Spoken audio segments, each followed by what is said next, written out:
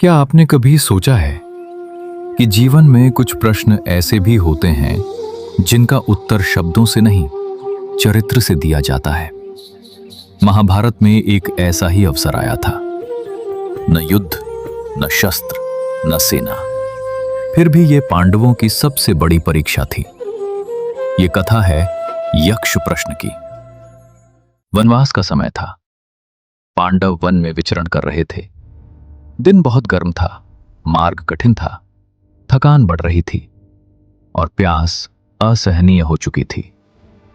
युधिष्ठिर ने भाइयों से कहा, जाओ जल खोज कर लाओ। सबसे पहले नकुल एक सरोवर तक पहुंचे।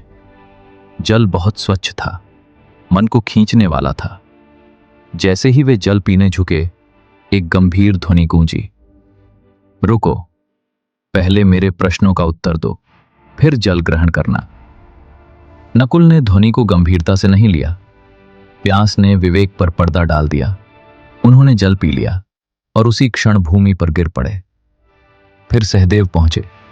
वही ध्वनि, वही चेतावनी, पर उन्होंने भी ध्यान नहीं दिया और वे भी गिर पड़े। उसके बाद अर्जुन आए, अपराजेय धनुर्धर। उन्होंने सोचा शायद ये कोई साधारण अड़चन है, पर जल पीते ही वे भी निश्चल हो गए। अंत में भीम आए, अत्यंत बलशाली, अपार सामर्थ्य वाले, पर बल भी वहां काम नहीं आया। चेतावनी को अनसुना करने का वही परिणाम हुआ। वे भी भूमि पर गिर पड़े। अब युधिष्ठिर वहां पहुंचे। उन्होंने अपने चारों भाइयों को देखा। एक क्षण को मन विचलित हुआ, पर उन्होंने धैर्य नहीं छोड़ा। यही युधिष्ठिर की सबसे बड़ी शक्ति थी। तभी वही ध्वनि फिर सुनाई दी, मैंने पहले ही चेतावनी दी थी, यदि तुम भी जल पियोगे तो तुम्हारा भी यही हाल होगा। युधिष्ठिर ने शांत स्वर में पूछा, आप कौन हैं? उत्तर मिला, मैं इस सरोवर का यक्ष हूं। यदि जल चाहिए तो पहले मेरे प्रश्नों का उत्तर दो। युधिष्ठिर ने कहा, पूछिए। यक्ष ने पूछा, इस संसार का सबसे बड़ा आश्चर्य क्या है? युधिष्ठिर ने उत्तर दिया, मनुष्य प्रतिदिन दूसरों को मरते हुए देखता है, फिर भी वो स्वयं को अमर मानकर जीता है। यही सबसे बड़ा आश्चर्य है। यह उत्तर बहुत गहरा है। हम मृत्यु को जानते हैं, फिर भी जीवन को टालते रहते हैं। हम सोचते हैं समय बहुत है, पर यही सबसे बड़ी भूल है। जो आज करना चाहिए उसे कल पर छोड़ देना मनुष्य की सबसे सामान्य कमजोरी है। यक्ष ने अगला प्रश्न पूछा, कौन मनुष्य वास्तव में सुखी है? युधिष्ठिर बोले, जो ऋणमुक्त है, जो सरल जीवन जीता है और जो संतुष्ट है, वही सुखी है।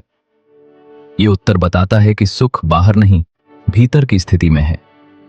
जिस दिन मन संतुष्ट हो जाता है, उस दिन साधन कम होने पर भी जीवन बड़ा लगने लगता है।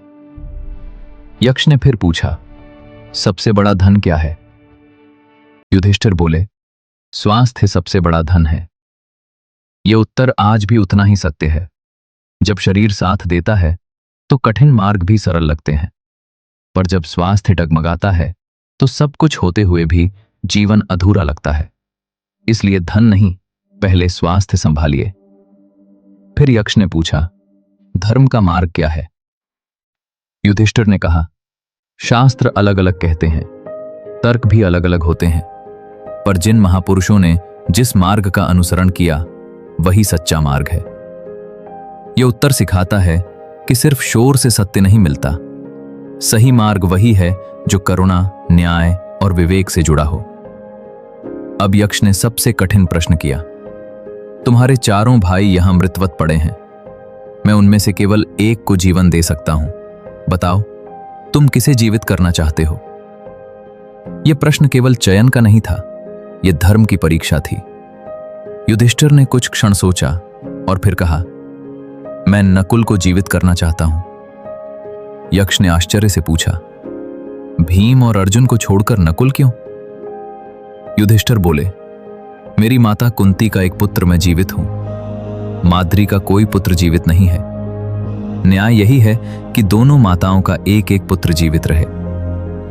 यह उत्तर सुनकर यक्ष प्रसन्न हुआ, क्योंकि यहां स्वार्थ नहीं था, परिचय नहीं था, केवल न्याय था, केवल संतुलन था, केवल धर्म था। यक्ष ने कहा, तुमने धर्म का पालन किया है। और उसी क्षण चारों पांडव पुनः जीवित हो उठे। वो यक्ष कोई साधारण प्राणी नहीं थे, वो स्वयं यमराज थे।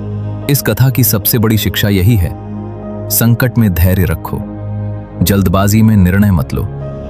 सुख, धन और बल से बड़ी चीज है विवेक, और सबसे बड़ा गुण है न्याय। क्योंकि जीवन में प्रश्न बहुत आएंगे, पर सही उत्तर वही होगा जो आपको सत्य के निकट ले जाए। यही है यक्ष प्रश्न की अमर शिक्षा। जय श्री कृष्ण।